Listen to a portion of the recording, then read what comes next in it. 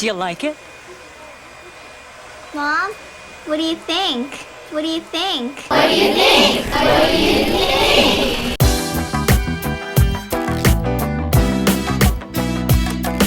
I used to, as some people may or may not know, be a child actress between the ages of 8 and 12. Late 90s, early 2000s. Maybe you even saw a commercial that I was in. Here's the thing, because I was so young, like I started when I was 8, I don't really remember like making decisions to do commercials. So when people ask me about that part of the business of it, like I don't have answers for you because I was literally a kid. My parents signed me up for it, and I remember driving downtown Toronto almost every school night, and then they would ask you to recite your name, your agency, and your age, and then you had to give them like a profile. So I'd stand there and I'd be like, Christine Rotenberg, name of talent agency, 12 years old. And then I'd stand there and smile, and then I'd turn to the right, and then I'd turn to the left. Let me show you some pictures. I have saved this book since 1998. I'm a hoarder, okay? By the way, if you did not know, I am a hoarder. I drew this. I think that's supposed to be a video camera. Yeah. I was an artist too, if I didn't mention that. I have never shown this before. So that's me in the middle, looking cute. Furby was my very first commercial. I remember this day very well. They caked my face with makeup and it was so weird. That's me on the right. I apologize for the quality, but it was literally 1998, okay? Were you born yet? Comment in the chat. Your Furby sneezed. Achoo! And gave mine a cold. Furby loves you, love and touch. We love you. Does she look familiar to anyone? This girl? From Degrassi. Degrassi was a huge Canadian show, which I've mentioned before that I also auditioned for Degrassi. Did not get the part, and it was the last audition I ever did. And now this is my life instead. He speaks Furbish and English too. Happy. May take cough. Amazing. I made it! Amazing. This was a life hack. They wanted to make it seem like it was sunset hour, so they covered the windows with yellow cellophane, and this was a giant lamp that was supposed to look like the sun coming from outside, so that way we could shoot later when the sun had gone down. And the next commercial I was in was Sneezing Louie, that I wrote as sneezing, because obviously I could not spell yet. I wasn't finished grade school. Retiens l'ordre de ces drôles de bruits et répète-les. Presse sa langue, tant tu restes en course, plus le jeu devient difficile. Car le crado est... Who sneezes and smiles at the same time? Okay, it's not possible. This is so gross. Like, why was this ever a toy? This would not be a toy in 2020. I think I had the right idea. You can tell by my facial expression that I'm like, there's something not right about this. Kids are just gross. All right, here it is. The all-time classic. What do you think? People don't realize that that was me. That's where it came from this commercial, my 6th commercial I did for Wizard of Oz. Do you like it? Mom, what do you think?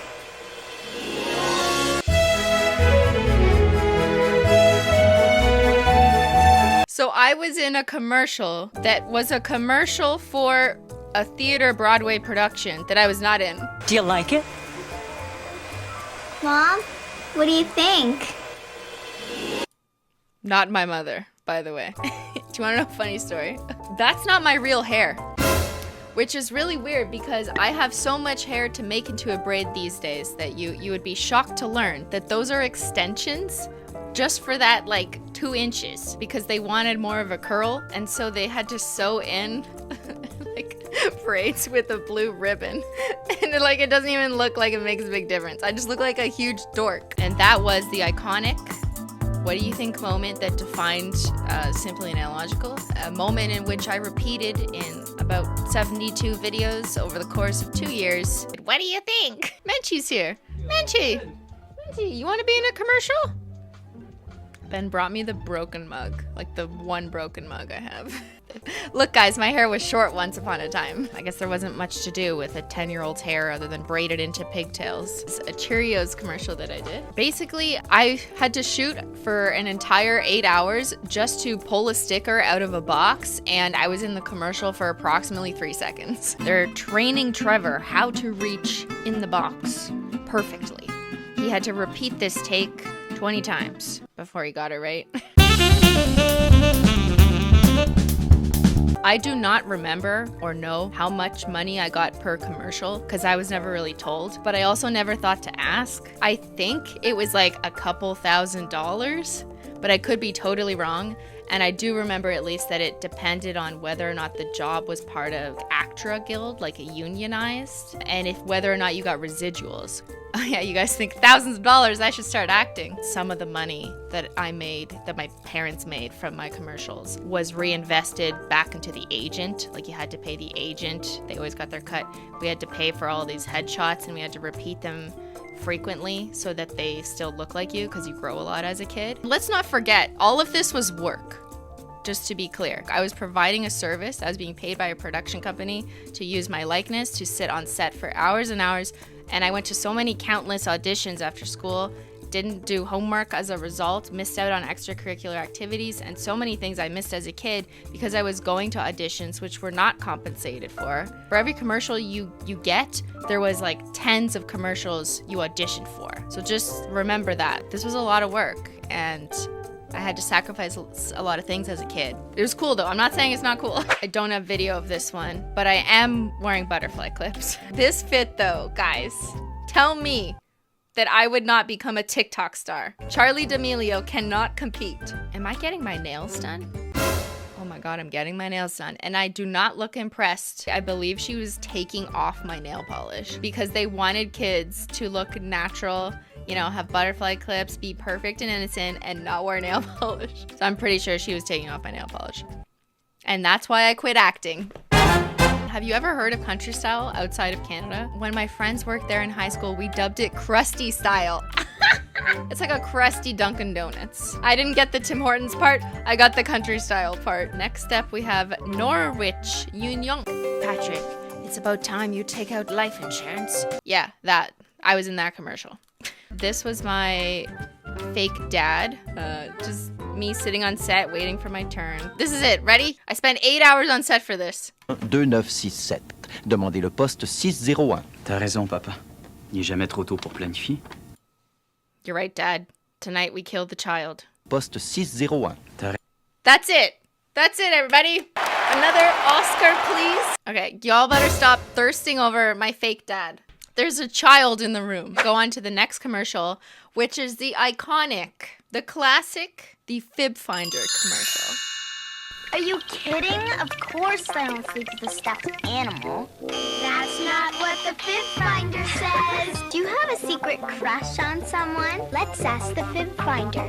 Fib Finder says you do have a crush on someone. On who? Your brother.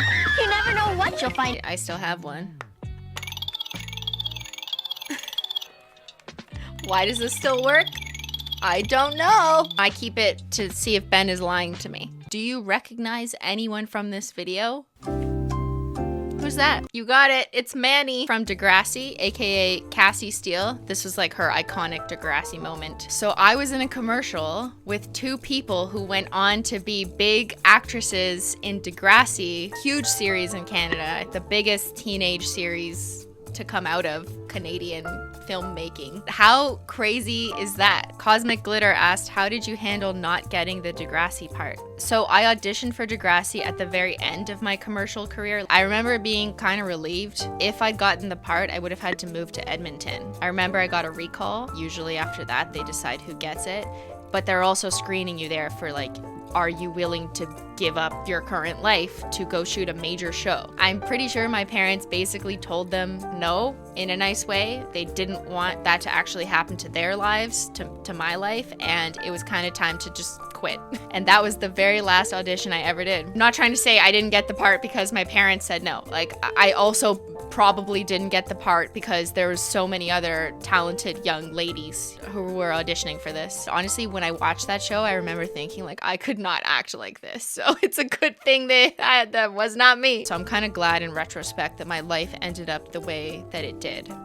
I'm not mad. If that was your question, that I'm mad I didn't get the part. Oh yeah, Drake was on Degrassi too. Everyone was on Degrassi. And you wanna know another funny small thing that ties me to Drake? Like, not really, but Drake, in one of his music videos, he had a shot of him working at Shoppers Drug Mart in his like merchandising uniform. And Shoppers Drug Mart is the Walgreens or CVS of Canada. And I worked at Shoppers Drug Mart for like 5 years in high school. There's Cassie Steele. And this girl, her name was Erica. I remember her because we were also in this commercial together. We ended up in 3 of the same commercials, 2 Furbies, and then 1 Fib Finder. I wonder if Erica's famous. I'm gonna Google her. Wait a second! That's her! I remembered her last name, I just didn't want to say it in case she was actually like, you know, not a public figure. But she's a public figure, and she's a journalist for Global News. Holy Erica, what up? Haven't seen you in 15 years, but you look good. Journalist with Global News Toronto, host, creator of podcast What Happened To? Okay, now who wants me to collab with Erica? Here's an example of a set that wasn't someone's house. They had to build this in a studio, and it was just like a fake wall and a light there to pretend like the sun was coming in. It was a cool ass set. I wished it was my bedroom. They wanted to use the footage for their new internet website, which was like a whole new thing, and they had this brilliant idea to create a Jax pack where they would take all the kids in the commercial and like put them on the website so people could click and like find out who was in the Jax pack. And I think this was the beginning of influencer marketing strategies. Do you want to be in the Jax pack? Are you sure you want to be in the Jax pack? That's it. That's my book of commercials that I've kept intact. I hope you guys enjoyed it. This is child actress Simply when she was young and innocent, did not know the world. And this is now Simply, seasoned on YouTube and has seen it all. Would you audition for something now? No. I don't want any parts. I don't want any part of anything unless I'm making it myself. I do not consider myself an actress, even as like a kid. I feel like there's a lot of kids who could have been child actors because it doesn't take much when you're acting in a toy commercial to look like you're enjoying yourself. Like, it's really not that hard. For most kids, the challenge is like, will they behave and follow instruction? And from my memory, that was often more what the director or producers or casting agents were looking for. And that's probably the biggest struggle with casting kids and things, is that you have to remember they are children who aren't always going to listen to you. All right, everybody. Thanks so much for watching, and I'll see y'all later. Bye.